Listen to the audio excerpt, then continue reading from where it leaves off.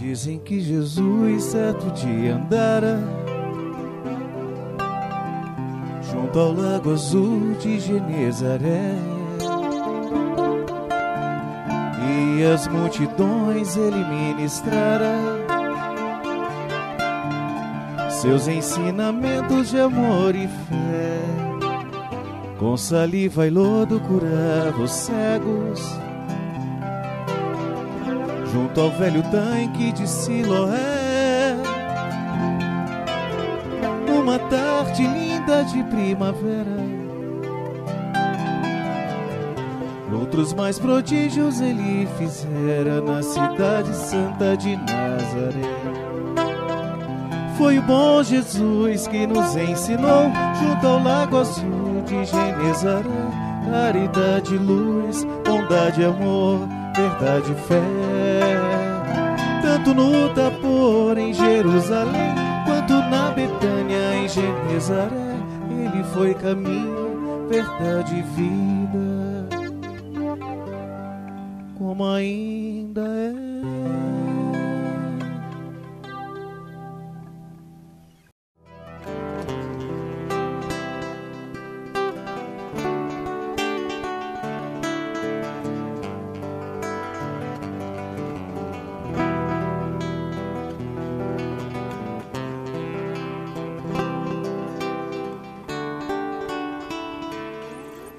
Amigo, brilha o sol além de sua janela.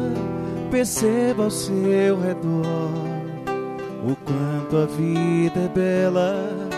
Acenda em você o brilho que dormita. Liberte as asas, voe ao encontro do mais puro amor. Abraço infinito,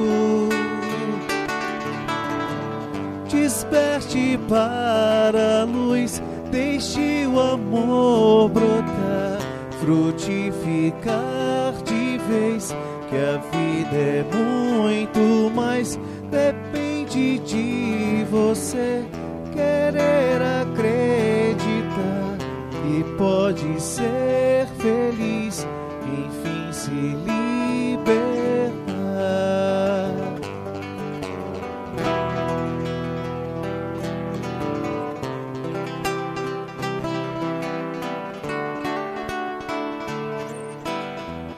Desperte para a luz, deixe o amor brotar, frutificar de vez, que a vida é muito mais, depende de você querer acreditar que pode ser feliz, enfim se libertar.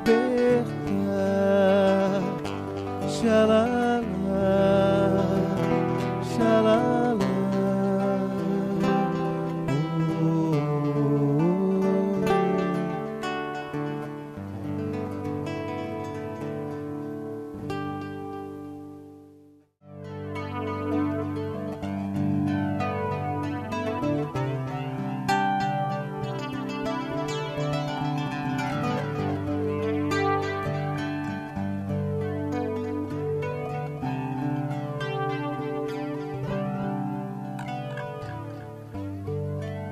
Ondas da vida carregam um barco atracado no tempo, não quer navegar, naufraga em si mesmo, temendo os monstros que existem no mar.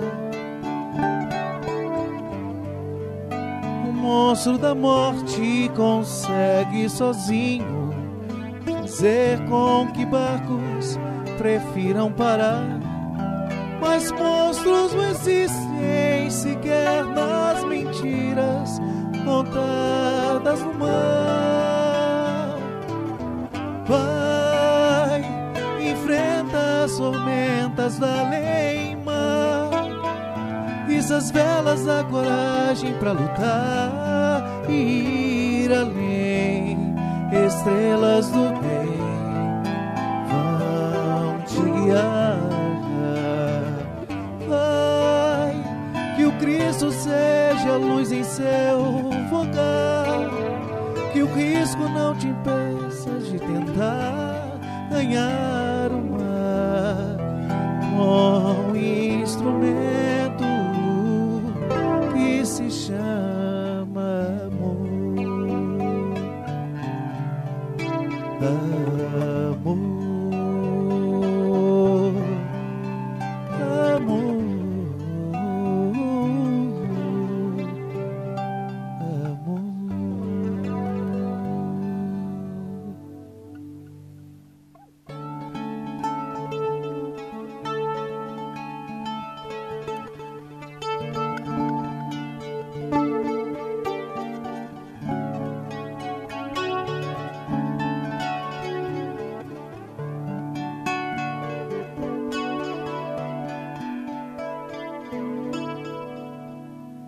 A paz no mundo começa em mim.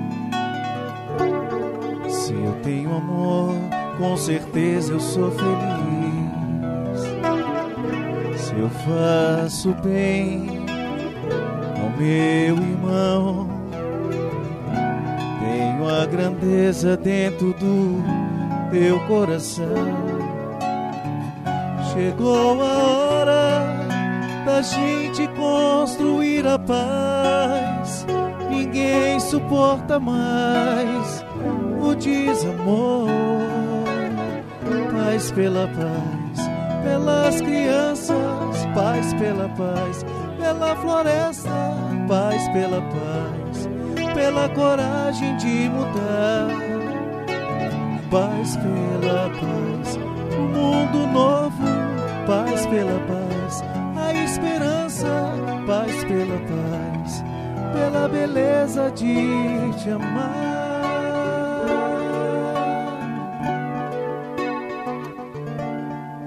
A paz no mundo.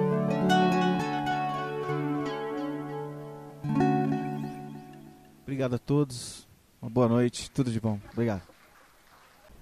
Maicon, muito obrigada por esse festival de luz através da música. E a gente, quando ouve música, gosta de música. Por isso, o nosso corpo, mesmo que não queiramos, independente de onde estejamos, quando a música nos toca, o nosso corpo, estamos falando do corpo físico, ele é uma caixa sonora, então ele responde ao som que é agradável, nos trazendo paz, harmonia. Deus te pague, meu filho. Tem 2 CDs ali nosso Maicon Leal, que esse nosso cantor aí, o Alide estava ali embevecido e nós também. Elevemos os pensamentos ao Criador da vida, sob a inspiração do divino médico de nossas almas, que é Jesus. A nossa gratidão, portanto, aos trabalhadores espirituais desta casa, Sebastião Mártir e toda a sua equipe. A nossa gratidão profunda, Senhor, por esta casa que nos acolhe, por essa doutrina que nos esclarece que a nossa evolução depende única e exclusivamente de nós mesmos. Fortalece-nos na paz, no bom ânimo, na alegria e na esperança. Inspira o nosso irmão Alide na noite de hoje, ele que traz um tema de suma importância, que trata da justiça divina. Abençoe a cada um de nós aqui presentes, Senhor, encarnados e as centenas de desencarnados nessa caravana em comemoração à primeira casa do Distrito Federal, que é o Centro Espírita Sebastião Mártir. Em nome dessa equipe de trabalhadores, em nome de Jesus, de nossa Mãe Santíssima e, sobretudo, em nome de Deus, nosso Pai e Criador, é que estamos pedindo permissão para começar a nossa atividade dessa noite. Que assim seja, graças a Deus. Passamos a palavra para o nosso irmão Alide. Boa noite a todos.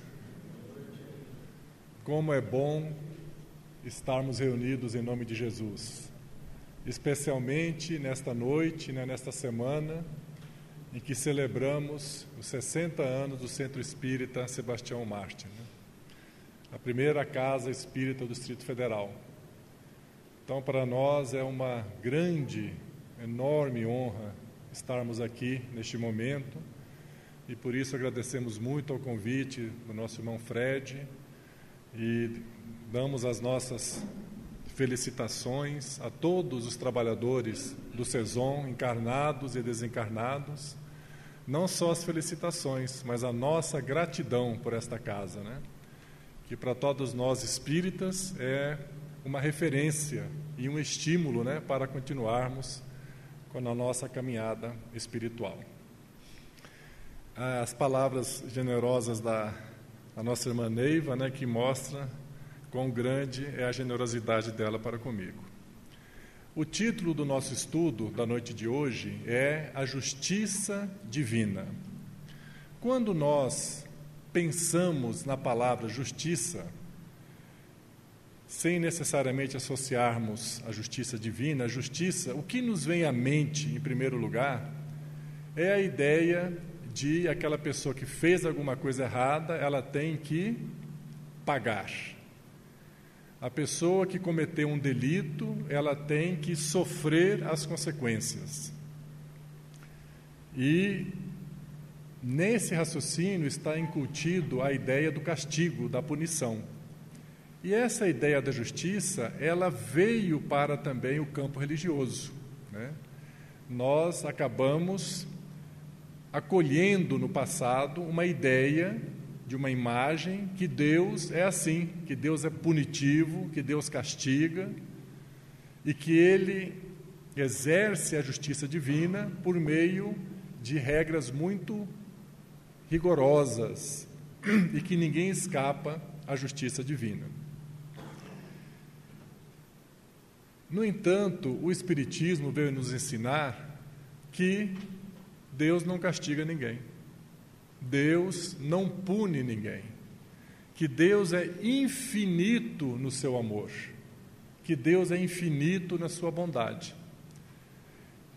No entanto, até mesmo nós espíritas, que já estamos ouvindo há anos e anos esse ensinamento de que o Espiritismo não pune, não castiga, nós ainda não estamos completamente libertos dessa ideia reminiscente do passado. ela ainda está ali no nosso subconsciente, aquela imagem de um Deus severo e punitivo que exerce a sua autoridade sobre nós.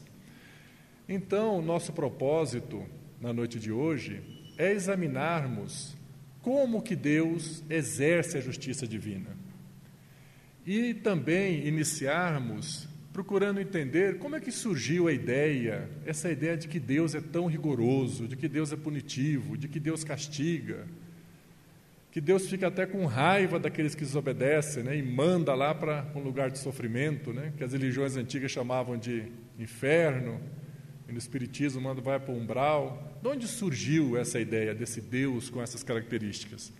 Porque se nós compreendermos como surgiu isso e como essa ideia vem se sustentando, nós teremos mais facilidade para nos libertarmos dessa ideia que é completamente equivocada, mas que ela existe até os dias de hoje. Então, esse é o nosso propósito na noite de hoje, examinarmos a origem dessa crença equivocada em um Deus punitivo e procurarmos compreender como é que se realiza, então, a justiça divina, visto que Deus não pune e não castiga ninguém. Ok? Então, vamos começar examinando a origem na crença de um Deus severo, de um Deus punitivo, um Deus que castiga, implacável. Então, nós vamos recuar no tempo a um período anterior a Jesus Cristo, aproximadamente 1.300 anos antes de Jesus, na região do Egito. Ali, o povo judeu, após viver durante 400 anos sob o regime, a maior parte do tempo, sob o regime de escravidão no Egito, Deus envia no seio desse povo judeu um homem para libertar esse povo da escravidão e conduzi-los à liberdade, à terra prometida. Como nós sabemos, esse personagem que nos referimos é o Moisés.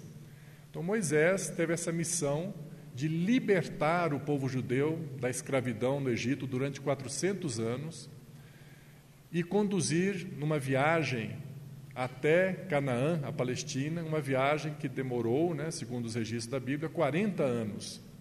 E quando eles saíram do Egito, no terceiro mês, depois que atravessaram o Mar Vermelho, eles estavam aos pés do Monte Sinai. E Moisés, então, subiu ao Monte Sinai e lá ele recebeu a primeira revelação de Deus à humanidade, que são os 10 mandamentos.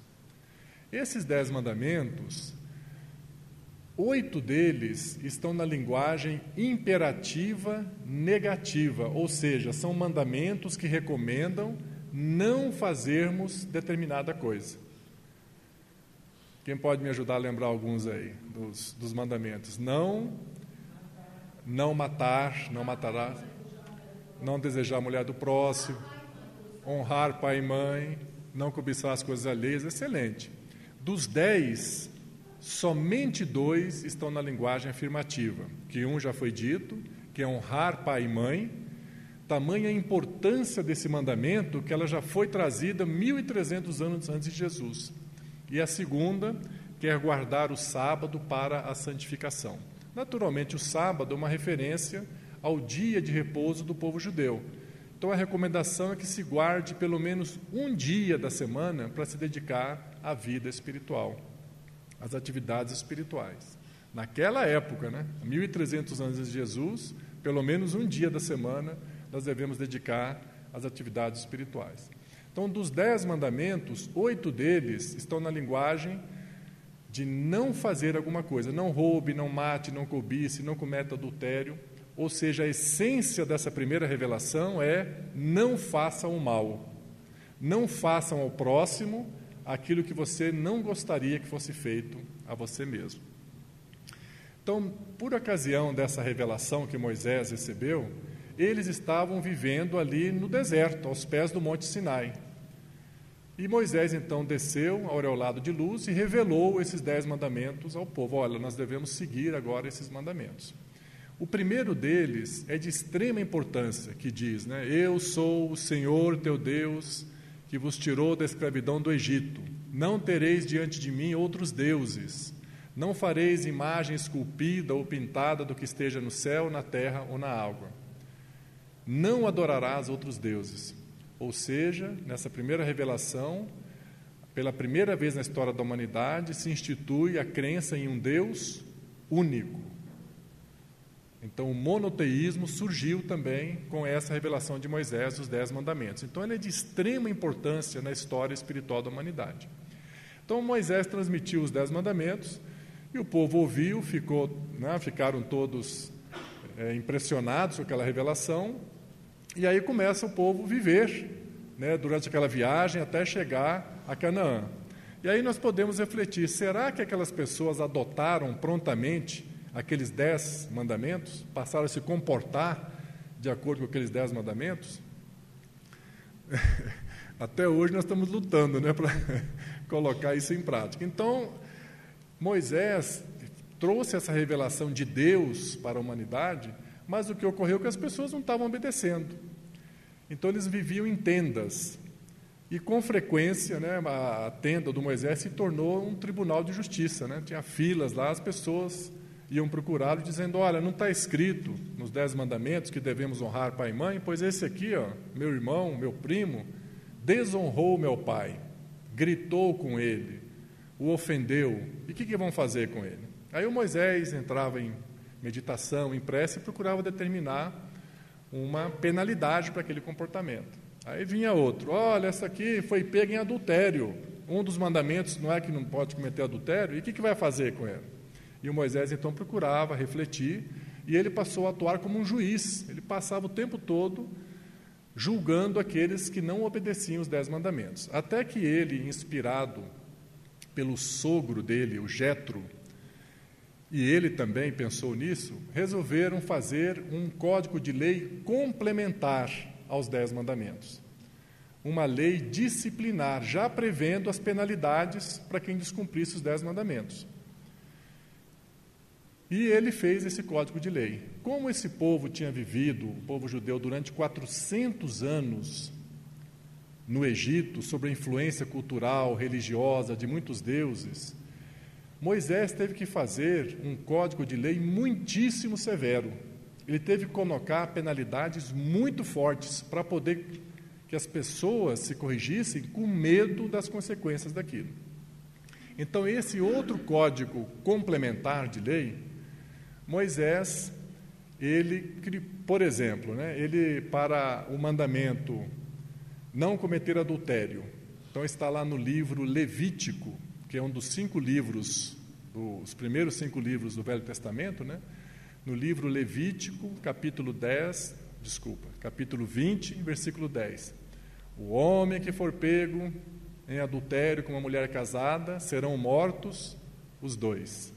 Então, para a pena de cometer adultério, a consequência é a pena de morte.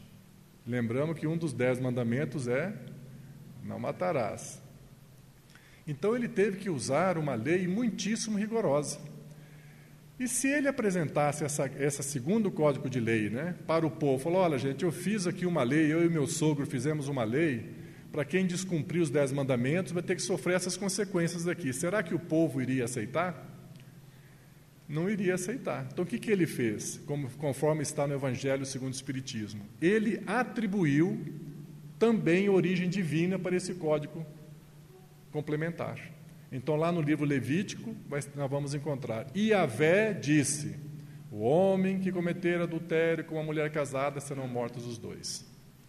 E lá tem várias outras. Honrar pai e mãe. Aquele que desonrar pai e mãe, qual é a consequência? Acreditem, morte também. Então, ele fez um código muitíssimo severo, porque era necessário. E quando ele começa a escrever, Iavé diz que aquele que desonrar seu pai e sua mãe pagará com a pena de morte, ele começa a apresentar uma imagem de um Deus muito severo, um Deus muito punitivo, um Deus que castiga, um Deus que não perdoa.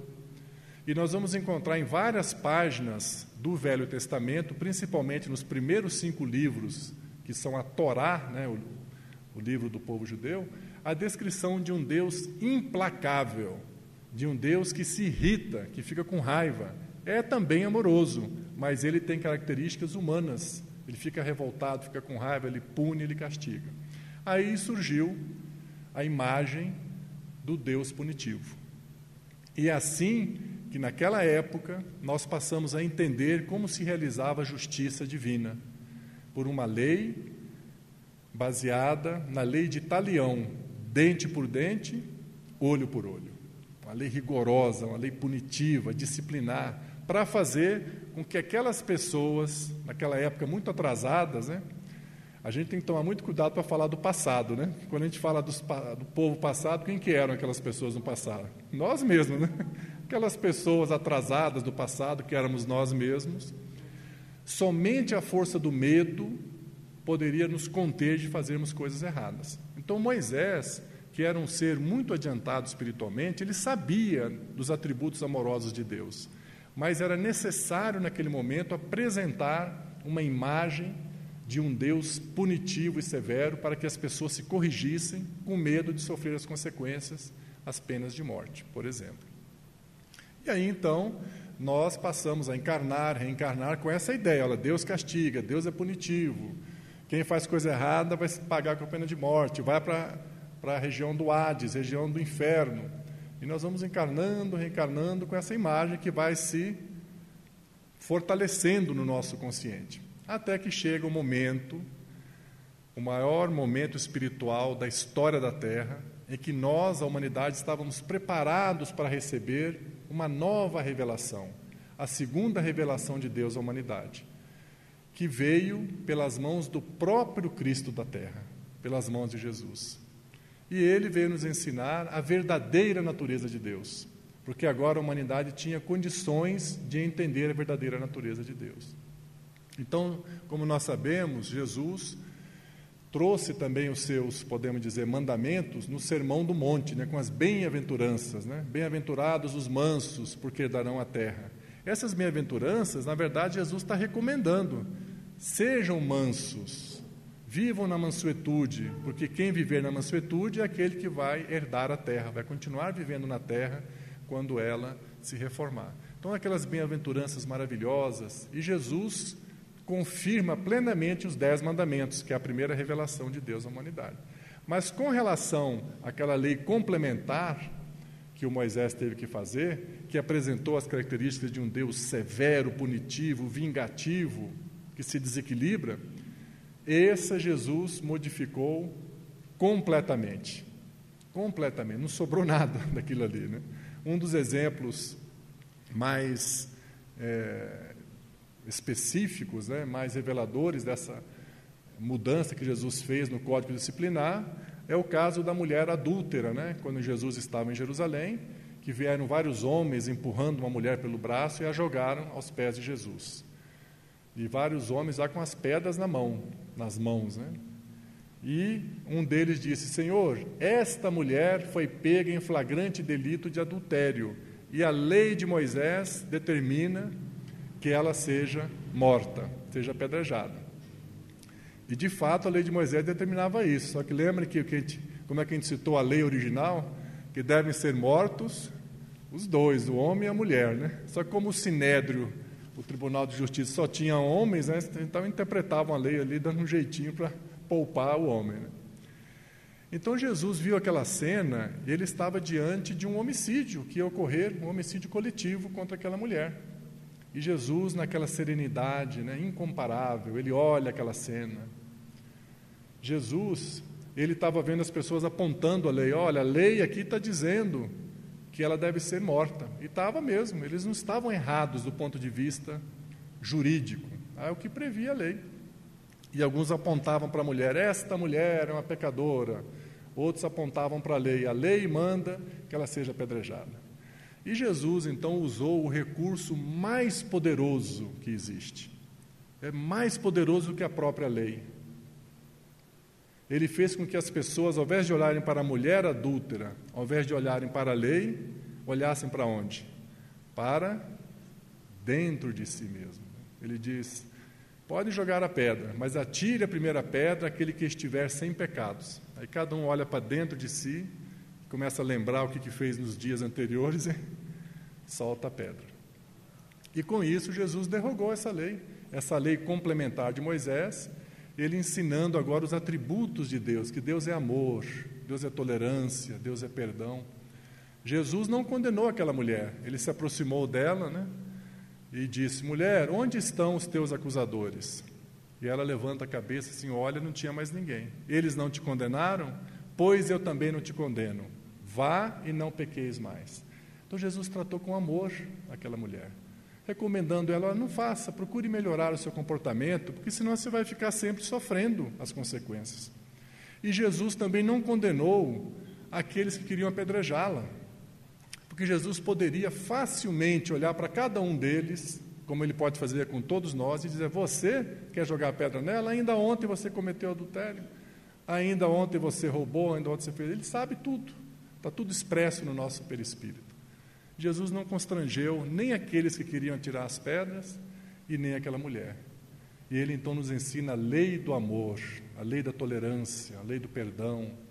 E Jesus nos apresenta então a verdadeira imagem de Deus, os atributos de Deus: infinitamente bom, amoroso, justo, que ele não pune, ele perdoa, ele é tolerante.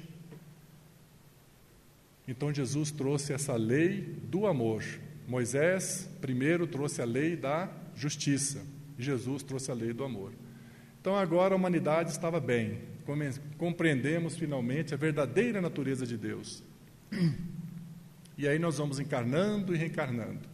Como nós sabemos, os 3 primeiros séculos do cristianismo se viveu o cristianismo primitivo na sua essência, mas no 4º século, quando o cristianismo passou a ser primeiro reconhecido como uma religião pelo imperador romano Constantino e depois adotado como a religião do Império Romano, ela passa então a sofrer uma estruturação política e econômica, e é então que o imperador pede a São Jerônimo para fazer a Bíblia Sagrada, para selecionar os textos do Novo Testamento, traduzir para o latim, os Velho Testamento, e aí foi feita a Bíblia.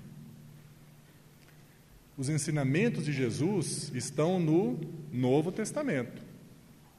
Mas quando se fez o livro sagrado, não é só o Novo Testamento.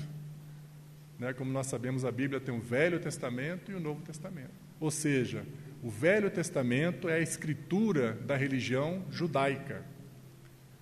E o cristianismo, que é o Novo Testamento, que é o ensinamento de Jesus, que é o Evangelho. Quando a gente estava começando a ter essa clareza do amor de Deus, nós começamos a ter uma escritura sagrada agora que tem os ensinamentos da tradição judaica com os ensinamentos da tradição cristã. Então, o cristianismo, ele não é, na sua essência religiosa, uma religião cristã pura. Ela é uma religião judaico-cristã, porque como Jesus era judeu, então se incorporou nessa escritura que conta a história do povo judeu, e quando nós abrimos a Bíblia, se a gente abrir no Velho Testamento, a gente vai ver lá que Deus é severo, punitivo, castiga, fica com raiva, e quando a gente abre no Novo Testamento, Deus é amor, Deus é perdão, Deus é tolerância. E começou então a se criar uma certa dificuldade de novo. Não há problema nenhum de estar junto, encadernado, o Velho Testamento com o Novo, mas é importante, quando vai se ler o Velho Testamento, nós temos essa compreensão do contexto histórico. Por que foi necessário, naquela época, Moisés apresentar a figura de um Deus severo e punitivo. E aí, o que ocorre hoje é que algumas tradições cristãs estudam a Bíblia mais baseadas no Velho Testamento do que no Novo.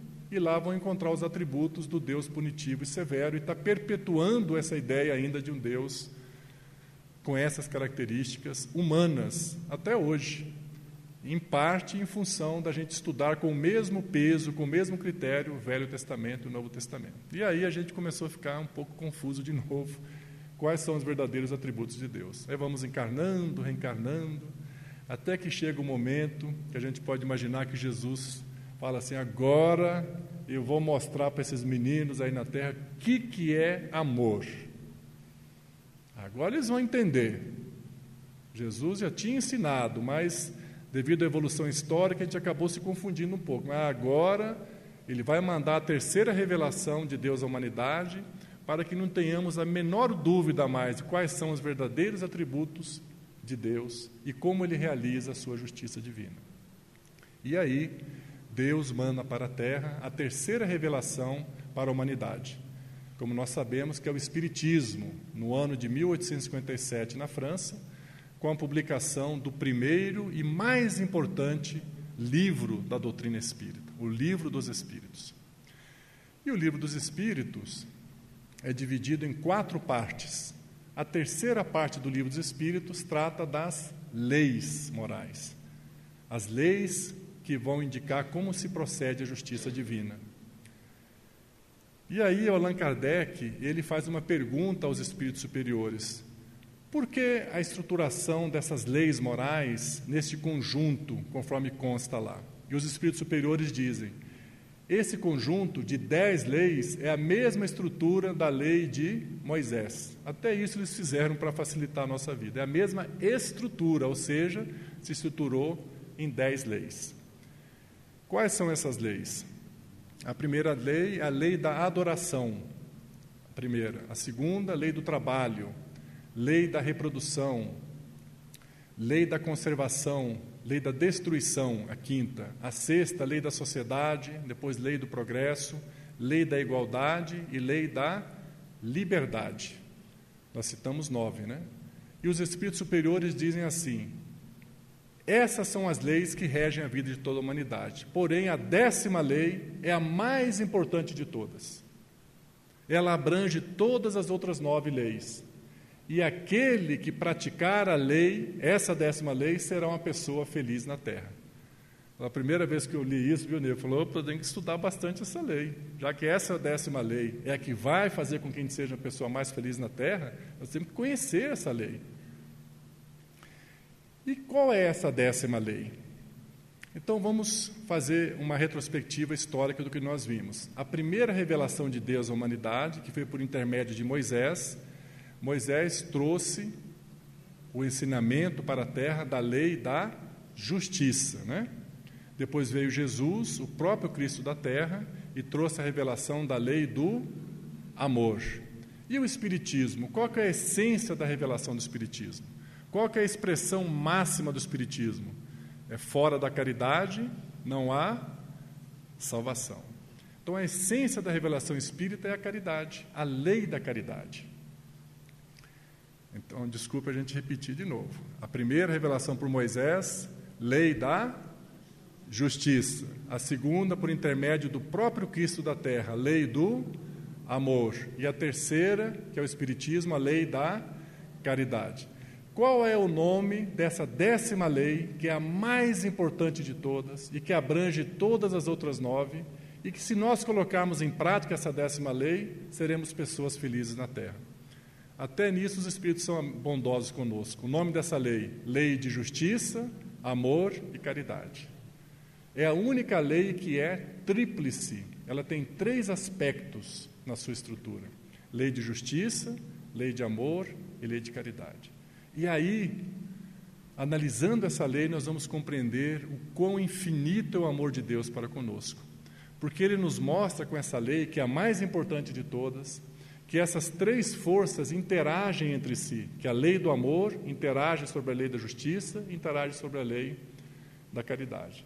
E qual será dessas 3 que é a que prevalece sobre as demais?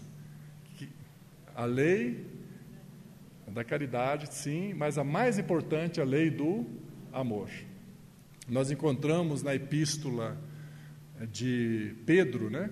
Aquela frase famosa que ele escreveu: o amor encobre uma multidão de pecados. Ele está dizendo, a lei do amor, ela abranda a lei da justiça. Então, essa lei veio nos mostrar a influência da lei do amor sobre a justiça e a caridade sobre a justiça e sobre o amor. E isso nós vamos perceber o quanto Deus nos ama com essa lei. O que ela determina? Que quando uma pessoa comete um equívoco na sua vida, um delito, é claro que ele contrai uma responsabilidade diante da lei de Deus. Mas como é que vai ser acionado isso? Será a pessoa feriu um outro gravemente? Então, pela lei da justiça, ele vai ter que sofrer as mesmas consequências, ele vai sofrer o mesmo ferimento que ele causou ao outro. Nós sabemos que não existe a punição nas leis de Deus. Ele pode até passar pela mesma experiência, mas não para ser castigado, para educar a sua alma, porque quando ele conhece a dor que ele causou no outro, aquela dor fica gravada em si para sempre e ele nunca mais vai querer fazer aquilo com o próximo. Só que não é assim que a lei é acionada. Quando a pessoa comete um delito contra alguém, ferindo ele, é acionada a lei do amor. Ele vai ser, por exemplo, numa próxima encarnação, nascer numa família em que aqueles pais vão orientá-lo exatamente naquilo que ele precisa. Por exemplo, na agressividade. Ele vai receber pais que vão orientá-lo, vão trazer o Evangelho para ele se tornar uma pessoa mais pacífica. E essa pessoa, naquela encarnação, na sua infância, por exemplo, recebe um convite. Vamos dar um exemplo. Nós vamos fazer a evangelização lá no Sebastião Marte, e a criança vem se evangelizar. Vai participar do grupo de jovens. Então, aquela alma que estaria programada a ela passar por uma experiência dolorosa, caso ela não se corrigisse, ela está se pacificando através da evangelização. Então, quando chega o momento em que ela seria submetida a uma experiência dolorosa, é feita uma avaliação. Aí é acionada a lei do amor. Não, ele já aprendeu. Ele não é mais uma pessoa agressiva como era antes. Pelo contrário, hoje ele ajuda a pacificar as situações. Então, ele não precisa mais passar por aquela experiência dolorosa. Porque aquela experiência dolorosa não tinha o objetivo de puni-lo, e sim de ensinar a ele o que ele deveria aprender. Mas como ele já aprendeu pelo caminho do amor, então ele é poupado de passar por aquela experiência dolorosa. E aí nós vemos o quão grande é o amor de Deus. Sempre nos dá, a lei nos dá a oportunidade do amor, da caridade, e só quando a gente recusa todos os convites do amor e da caridade, aí sim, fala, agora a lei da justiça tem que ser acionada. Aí nós vamos sofrer as consequências, aí nós vamos passar por experiências dolorosas. Jamais considerar que é para ser punido ou castigado, mas para aprendermos, educarmos a nossa alma em questões que a gente não está conseguindo se educar pelo caminho do amor. Então, esse ensinamento dessa lei de justiça, amor e caridade, a nossa irmã Neiva na prece, ela fez uma referência muito bonita, dizendo que o nosso futuro está nas nossas mãos, depende de cada um de nós. E essa lei vem nos ensinar exatamente isso. Se hoje eu estou sofrendo experiências dolorosas, estou vivendo momentos difíceis, quem pratica a lei de justiça, amor e caridade é uma pessoa feliz na Terra. O que eu tenho que fazer? Amar mais, praticar mais a caridade. A lei é simples. Ame mais, pratique mais a caridade, que as dificuldades vão se abrandar. As consequências dos nossos equívocos do passado vão se abrandar. Então, essa é uma lei de profundo amor. Nós tivemos a curiosidade, Neiva, de fazer uma pesquisa no livro, nas obras básicas de Allan Kardec, e verificar quantas vezes aparece lá a lei de causa e efeito, que a lei de causa e efeito, que é ligada à lei da justiça, E nós ficamos surpresos. Sabe quantas vezes aparece nas obras básicas de Allan Kardec a referência à lei de causa e efeito? Nenhuma. Nenhuma vez. As obras de Allan Kardec, toda a referência à lei da justiça é a lei de justiça, amor e caridade. É claro que é fundamental nós estudarmos a lei de causa e efeito, porque ela nos ensina sobre essa lei da justiça. Mas é importante nós termos a percepção que a lei completa, ela é uma lei tríplice, a única lei que é tríplice, por causa exatamente desse beneplácito de Deus, de sempre nos conceder o caminho do amor e o caminho da caridade, antes de acionar as consequências da justiça. Então, isso é sim o amor de Deus para conosco. Todos nós temos condições de edificar um futuro extraordinário, vivendo a proposta do Espiritismo, fora da caridade não há salvação. É por isso que o Espiritismo elegeu essa expressão máxima, fora da caridade não há salvação. Vejamos que os espíritos superiores não disseram fora do Espiritismo não há salvação, fora da igreja não há salvação, fora da Bíblia não há salvação, fora do livro dos Espíritos não há salvação. Não, fora da caridade, que é o amor em prática, o amor em ação. Então, essa lei de justiça, amor e caridade, é algo extraordinário a gente procurar cada vez mais estudar, nos refletirmos sobre ela. Compreendendo essa lei, nós podemos fazer uma ideia sobre a vida de nós que estamos nesse salão hoje, pelo simples fato de estarmos aqui hoje reunidos em nome de Jesus, quantas experiências dolorosas nós temos sido poupados. A gente não sabe. Mas quando nós estamos aceitando o chamado de Jesus para voluntariamente virmos estudar, procurarmos nos melhorar, cooperar com a necessidade do próximo, ser útil, fazer o bem, quando voluntariamente nós estamos fazendo isso, praticando a caridade, vivenciando o amor, várias experiências dolorosas que nós poderíamos passar estão sendo eliminadas. Quando a gente voltar lá no mundo espiritual, a gente vai ver lá, falar, graças à sua dedicação a esses trabalhos, tal, isso aqui você não precisou passar, nem isso aqui. Então isso é amor, essa é a lei de justiça, amor e caridade. E por isso esse convite extraordinário do Espiritismo para a vivência diária da caridade. Essa vivência no seu sentido mais amplo, né? Claro que a caridade chamada material, ela é fundamental, importantíssima, mas junto com ela, né? Como a gente vê nas casas espíritas, especialmente aqui no Sebastião Marte, nesses trabalhos maravilhosos, como o Lar dos Velhinhos e vários outros trabalhos sociais, é o trabalho feito com amor. Né? A sopa que está se dando, não é a sopa é um instrumento para que a pessoa transmita o seu amor, o seu carinho, dar a sua solidariedade, o seu tempo, a sua dedicação. A caridade é isso. Então, Allan Kardec ele teve esse cuidado, né, de perguntou aos espíritos superiores, qual o verdadeiro sentido da palavra caridade, como a entendia Jesus? E os espíritos superiores respondem, né? Aquela siglinha BIP, né? Benevolência para com os outros, fazer o bem para o próximo, indulgência, ou seja, tolerância para com os equívocos dos outros, né? No nosso dia a dia, às vezes uma pessoa se exalta, está nervosa, ela está com o dia dela está complicado, aí ela fala uma coisa sem pensar, a gente deixa para lá. Não é que a gente concorde, mas a gente deixa para lá. A indulgência é isso, não leva a sério, não dá tanto peso para um equívoco que uma outra pessoa comete. É claro que as pessoas que têm cargos de responsabilidade é necessário, né, que chama a pessoa à correção. Mas na nossa vida social, familiar, a indulgência, a tolerância, a gente não dá tanta importância para pequenos equívocos dos outros. E o terceiro, o BIP, né, o perdão é considerado, conforme no Evangelho segundo o Espiritismo, a caridade mais meritória que existe, porque ela requer que cada um dê de si o perdão.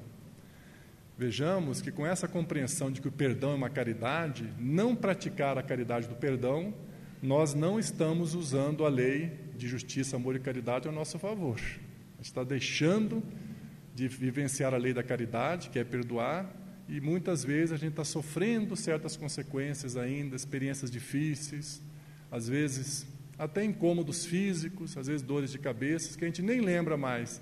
É porque nós estamos guardando ressentimentos de algumas pessoas ou de alguma pessoa.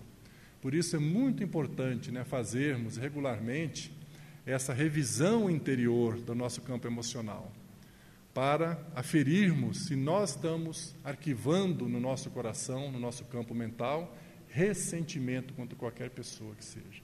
E se identificar, oração.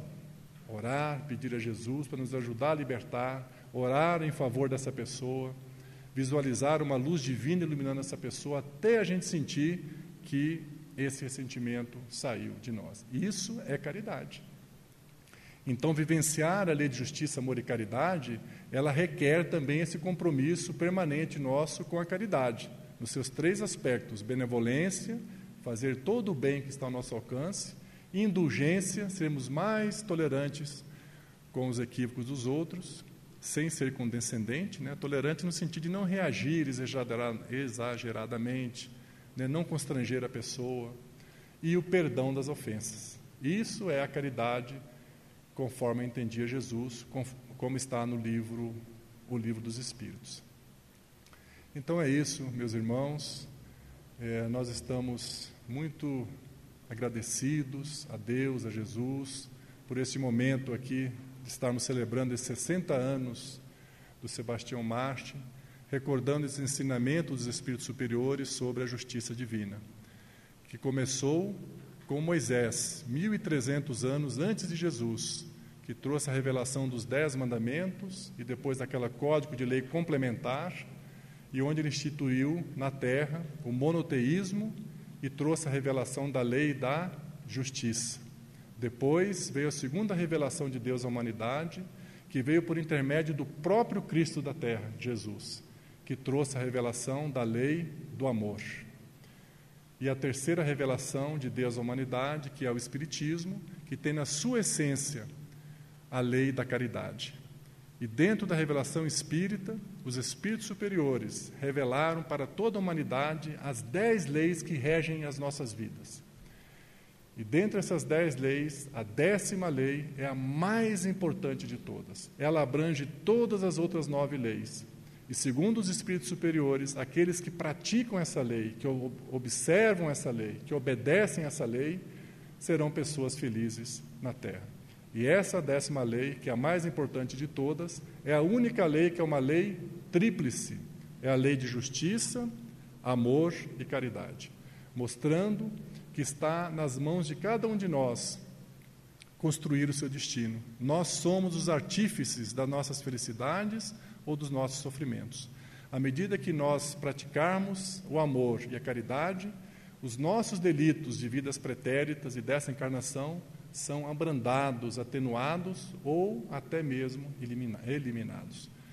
Então, essa é a reflexão da noite de hoje. Nós agradecemos muito por essa oportunidade que nos foi concedida de estarmos aqui compartilhando esse momento de muita paz e de celebração. E obrigado pela atenção e pelo carinho com que nos ouviram. Graças a Deus. A nossa gratidão ao nosso amigo Walid pela excelente palestra.